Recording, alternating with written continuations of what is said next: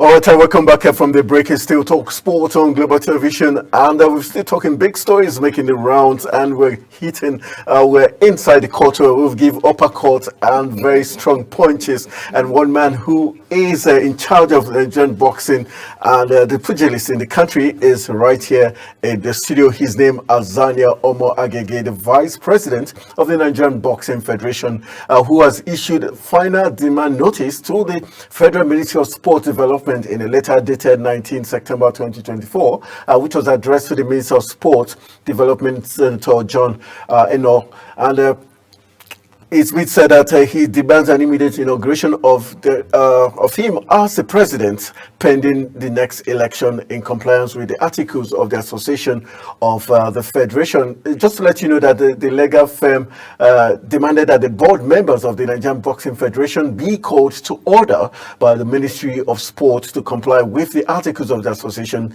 by immediately inaugurating their client as the president. And they emphasized that if within 14 days there is no intervention by the minister to dissuade the continuous perpetuation of this embarrassing act by Mr. Mima, the former president of the federation, and his cohorts, or absolute compliance with the articles of the association of the federation by its board members, they will resort to approach by a competent court of law as instructed by the man in front of me. Good morning. Nice to have you in the studios. Same to you. Good morning, my brother. How you doing? Oh, doing great. All right, let's look at this letter was dated way back, and with obvious reasons, it meant the 14-day ultimatum has gone by. What is the current state of things as we speak? Well, thanks for having me. Well, it wasn't dated way back, just last week before Friday. So it's about this week will be the final day, yeah. And they will go for the next course of action. Yeah. Okay. Why did you decide to go this route? Because I remember the last time we spoke, you were willing to, resolve issues amicably in a sporty manner. Now that you've decided to go via this legal action, any response from Mima? First of all, thank you. I've not made up my mind. I'm going this route legally, just for them to know. I don't want to go to court directly to cause any problem with anybody. I'm a peaceful person. I just want things to be sorted out amicably. They know the truth. There's a report that they have there that they don't want to read out, which is actually on the table there. You understand? They've looked into this issue, but I don't know, for some reason, they don't want to get themselves involved. So all I just want is to let them know, if you don't do what you're supposed to be doing, then I have no choice than to go for a legal interpretation of the constitution itself. What would that mean if they do not respond, especially now that it's written addressed to the Minister of Sport? Are you convinced the Minister will be unbiased to take necessary steps to resolve this? I want to believe so, because he's a very nice person and he means well for the sports itself. And from the looks of things, he's actually acting right now on some certain discipline and things going on in the sport with the sports federations itself. They had a meeting last week Tuesday where they inaugurated a 7-man panel to look into the outcome of the Olympics and take it from there. Because if you know, boxing was definitely embarrassing in the Olympics itself. When it came to, we had 3 boxers that attended the Olympics and 2 were caught for doping. And that's a huge embarrassment to the nation. And so definitely they are looking into that. I'm not preempting their decision, but boxing is in dire needs of some changes. One that the former President General Mina, who doesn't want to step aside. Okay, let's look at Mima, who doesn't want to step aside. He's under his reign, like you rightly pointed out, Nigerian boxing was put in further embarrassment with our boxers being caught for doping. Let's also look at the coaching aspect. There were some issues we raised after the Olympics. The fact that we did not go with our grade A coaches. What's been done around that aspect? Yeah, that has actually been looked into with the I think the committee will look into that too. And I made a complaint to the sports ministry regarding that. You see, it's about time we start doing things properly. Because right now the center cannot hold. There's the base, the platform, the background of the boxing itself is just sad. You see, things have been building up. It's not just this coaching now. I'll get the coaching part of it. A few years ago too, there was a time when they took a pregnant boxer to go box in Morocco or Algeria or something. Yeah. Knowing fully well that this girl was pregnant, did a test on her, found that she was pregnant, and the then medical chairperson is gone now. Sorry, I miss him so much. He told the doctors and warned the doctors that if they don't allow this girl to go to fight, that they won't go for any other competition again. You know, this was under General Miniman's reign, and nothing was done. They set up an inquiry when they came back, because that alone almost caused the entire Nigerian team to be sent back from the competition. When he came here, there was a panel set up. Nobody knows what happened. Is it because he has a military background, that's why he's getting away with blue murder, so to say? Not really, but the tendency is there for military people who have been coming to the board itself. You should understand this is sports and it's not something where you give orders. You understand? I want to do things the right way. Not just because of that, you know. So that passed. Then second again, 2 years ago, there was an incident also in Delta State where a boxer died. And it's so sad that till date, this is 2 years now, till date there's been no investigation into the death of the boxer. No single investigation. Where was the technical director in charge? His name is Mr. Femi. Fair enough. Guess what? On the board, this same Mr. Femi is a board member. How can a board member be the technical director of the boxing itself? The requirements are different. You understand? You can't be a board member and at the same time be a technical director. The technical director comes with an appointment and you have to apply for the job. And there are requirements. You understand? And the current person there right now does not meet any of the requirements to be a technical director. So what you expect is more or less a quack. So things are not done properly. This boxer died due to negligence. And actually calling the sports ministry to look into it too, and also take the matter to the police for proper investigation. Then when it comes to the coaching right now, it's so sad to tell you this, and I'm not really happy discussing this issue because tribalism has gone too deep into sports and it's sad. You understand? If you look at the Olympics and all the athletes and the coaches that went to the Olympics, they all seem to come from one particular region. You understand? We have a coach by the name of Coach Tony Koingwashi. This guy is an Olympian. He's been a national coach for years. He's a 3-star coach because coaches are rated 1, 2, and 3. You now want to bring somebody who, again, is a board member. Board member being a coach, what does that, The conflict of interest. Big conflict of interest. Just the coach and also the technical director, all the same region. You understand? The secretary too, same region. There's big conflict of interest here. This particular coach now by the name of Mr. Adura, he has no coaching certificate. Amongst his coaches, nobody knows there's no exam they know that he has attended. If you do WAEC right now, they're going to ask you for your WAEC certificate, not so? Yes, true. After doing the exam. So now he claims he's a coach and he did his exam. Okay, produce your certificates. Not at all. He can't produce it. And he claims to be a tattoo coach. You don't take somebody who was employed as a trainer to go and be a national team coach for the Olympics. There is some local event that I can understand where you build your resume, but not to take such a person to the Olympics and push aside the national coach just because of interest and the allowances that will be paid. Okay, let's move forward now. Looking at the inauguration aspect of it, what is likely to be the next step if the minister does not budge? Because we've seen the minister not completely succeed in rectifying the challenges in the basketball family. What's going to be the next step? And are we going to have interference from the African body or the global body generally? In terms of boxing, there's already been interference by the global body, international body, which is called the IBA. And the decision has been taken where the President General has been suspended. So he's suspended? Completely suspended, black and white. He was tried in the international body's court. They asked him to respond to my petition against him. He didn't respond and he was suspended.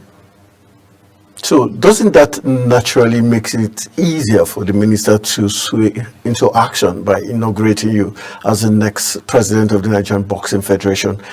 Yes, it does. So what's the holdback? There's a report there on your table, let them read it. Have you seen him? Have you had a personal conversation with him? Or is there a Nigerian factor around it which you have not played ball with them for these things to happen? No, I won't agree with that by playing ball because I know them to be very straight and upward persons there. I know the directors. After your show, I'm going there today to meet with the director of FEED. He's asked me to come so we will talk about the issue. The director of finance? No, FEED. That's FEED. a body. Yeah, Okay. Elite But, boxing, yes. elite sports. Yeah. Okay. So I'm going to go meet him and we'll discuss the issue. And I'll definitely come back with the feedback. All right, let's sweep into Anthony Joshua's recent defeat. Some say that defeat seems like a staged defeat. It happened too quick and too sudden. And what do you think played out between Anthony Joshua and Daniel? First of all, I have to be a proud Nigerian today talking to you because Nigeria was the one that had the victory. Both boxers are Nigerians. Daniel Dubois, his mother is the Nigerian, Adenike. Okay. Yeah, Joshua. Nigerian mother. Yes, But in tradition, you go with your father. But he has his roots. He's a Nigerian. Okay. There is a Nigerian. Anthony Joshua too is Nigerian. Funny enough, in the heavyweight division, we have 5 Nigerians there. We have Daniel Dubois, you have Anthony Joshua, you have Efe Ajagba, you have Joe Joyce, and your man Dante Wilder. Well, they have close his roots to Edo State. Yes. So you have 5 boxers of Nigerian descent over there. You understand? So right now... But were you shocked with the way, how easy it was for Daniel to beat Anthony Joshua? I wasn't shocked at all because, first of all, they kind of balance themselves out. They're both hard punchers. And I always, for Joshua, I hate to say this, he has a very glass jaws. Yeah, it's glassy. If you catch him with the right punch, you see what happened in round 1. He couldn't recover from that knockdown. That he was just struggling. Well, how can you be a boxer and have such a very soft jaw? To be a boxer, the first thing in boxing is when you have the heart, that courage. You understand? Once you have that heart, and you're a very hard hitter too, and you have the technique of boxing, because boxing is technique, it's not just physical power. and which Joshua really has itself. All he had to do was to protect himself, but he got caught, and that's it. Congratulations to Daniel Dubois, but I hope they're going to have a rematch again, I hope, and then we'll see what happens. But would you, as an expert in boxing, would you advise Anthony Joshua to go for a rematch with someone who obviously beat him black, blue, and any other color in between? Yes, I will. Joshua has only lost about what? This is his fourth fight. He's losing or third. But does it stand a chance against Daniel? He stands a chance anytime. If he catches Daniel with a punch today, to Daniel is gone also. It's just that lucky punch. Anybody, I don't know. I'm not Lucky punch, but that, Joshua fell almost 3-4 times. Can you get lucky 4 times? You get him for fifth time too. He definitely will go back, watch the videos, see his lapses, see maybe his defense wasn't strong enough. So if he comes up for a rematch, he will come with a different style, different approach to the fight, and he might be lucky then. It doesn't automatically mean that Daniel Dubois will beat him again. It's not like that in boxing. Okay, before we leave it, do you think, some have said it's time for Anthony Joshua to call it quits? His manager, Eddie Hearn, says he believes Joshua has 2 more fights in him before he calls it a day. Do you agree with that analysis? I agree with the point that he has 2-3 more fights or so, maybe more. And Joshua is a young man. And you have to understand, boxing is a business. The kind of money these people make is like so tempting, even bigger than football. The money Ronaldo makes in a year is what Joshua makes like in one fight, or you understand? So you have to think about that. It's business. So what are expectations for Joshua? You think he should still remain within the heavyweight ranks? He's still a power to be. He has to advise himself. If he knows his body can't take it anymore, you understand, then he quits. But if he feels that he still has a lot to prove, then he stays. I don't oppose that at all. Okay. I believe he's a very good fighter, and if there's a fight tomorrow, everybody will still want to see Joshua fight. I could guarantee you that the rematch with Daniel Dubois will be a sellout too. It's all about the money. Are we likely to see Daniel Dubois move up the ranks? Do you see him becoming a heavyweight champion, beating the likes of Usyk and Cole? As we speak, he has moved up the ranks by beating Anthony Joshua. You see, they are graded. If you go to the WC, or I think the title was from IBF, right? yeah. When you go to the rankings right now, you're going to see Dubois has moved in already. So they've climbed. And as he climbs, that's how he gets his challenges. It definitely might go with the fight, maybe after the rematch, because there must be a clause somewhere for a rematch. Yeah. Sometimes the rematch, he might take on Usyk. Just because he beats Joshua doesn't mean he can beat Usyk now. There are different patterns, different styles. You understand? We might be Tyson Fury and Tyson will knock him out in round 1. So that's how it is. But the potential there for him to meet anybody, even the current champion from the WBC. Okay. Yes, he could meet them, yeah. Where he really wants to unify his belt or whatever. Yeah, but it's open. All right, lots of people are always wondering, why is it in boxing they seem not to allow the champions enjoy their belt reign for a long time before their challengers to each belt, maximum 6 months or before a year? There's always a fight. Is that the name of the game? Is it deliberate? Yes, it's very deliberate, and that's the name of the game. It's all about money, my brother. I cannot be a champion and just hold on to the belt and not want to defend my belt. You must defend the belt. You must. That's why they give you. That's why they say mandatory challenger. Mandatory. You must defend that belt. If not, they strip you of the belt. Yeah, you must defend it. You don't just go there to just sit down and no, you must fight back, and you must fight. So you must defend that belt. All right, we hope Anthony Joshua, wish him all the very best. Let's wrap it up with what should we be expecting in the coming days now as regards the Nigerian Boxing Federation and your position as hopefully the president of the Nigerian Boxing Federation, and when are the elections likely to come up? Good question. I think there will be a peaceful resolution to this. After my meeting today, I will get back to you and tell you I want peace. I'm not here for trouble. I just want them to do the right thing. You understand? I just want them to do the right thing. You can see things are changing in the country right now. There are many people that have been exposed on certain things, corruption everywhere. You see what Very Darkman is doing, you know. So it's not easy. Then in terms of your last question regarding the board, we're actually supposed to be dissolved every Olympic cycle. Okay. But it's a 4-year, one term. Okay. But right now, we're in the 3rd year. So dissolving the board right now won't make any sense because every federation has its own Life constitution. span, This okay. is our Nigerian Boxing Federation constitution. It says 4 years. So I don't think it'd be wise for the minister to come and say he wants to dissolve the board. It'll be a big, big problem. So you Okay. have to wait for another 1 year before the board is being dissolved for everything to move properly. There's a specific place about the article. Have you got it there? What does the article say? Because they kept referring to they should go according to the articles of the association Correct. of federation. Yes. Is there something you want to share with us there? Or if you give me a minute, I Yes. can pull it up. Besides that, we are being guided by the Constitution. This Nigerian Boxing Federation Constitution is in attendance with the AFBC and also our international body. We are independent.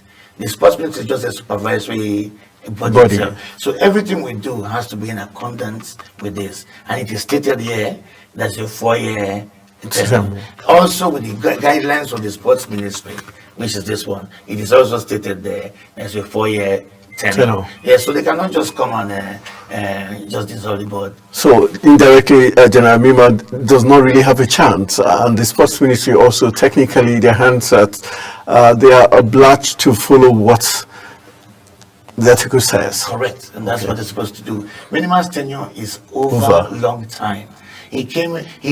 What it says in the Constitution that for an elected position as a president, you cannot be there for more than 12 years with or without a break. Minimal came in 2010. Wow. And This is 2024. This is 2024. Oh boy. And when he came in, he didn't come appointed, he came elected. Elected. So he's been in that elective position since 2010. That's even bridging the He rules. has reached it, and every decision he has taken outside that his tenure It's not even void. and void. All right, so now we know what to, we're waiting for the Minister of Sport, Senator John Enoch, and the Sports Ministry to do the needful, and hopefully we might just be having a new lease of life for the Nigerian boxing family. I want to say thank you very much for joining us in the studios. Thank you very much. All right, we're still watching Talk Sports on Global Television. We'll go for a very quick break. When we return from the break, we'll be taking you to Old Trafford. It's been an amazing time for those who are not Manchester United fans, as the Red Devils got battered yesterday by Tottenham Hotspur. So we'll be looking at what played out. Why did the Red Devils fall into shreds yesterday? And other big stories making the rounds after this break. Stay with us.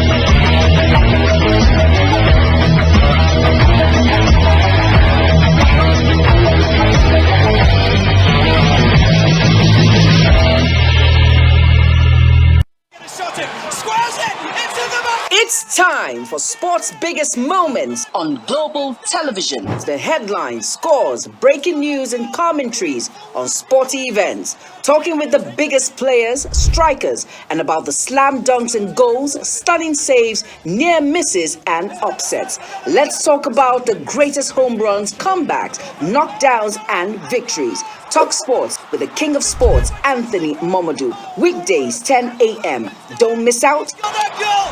Beautiful work from the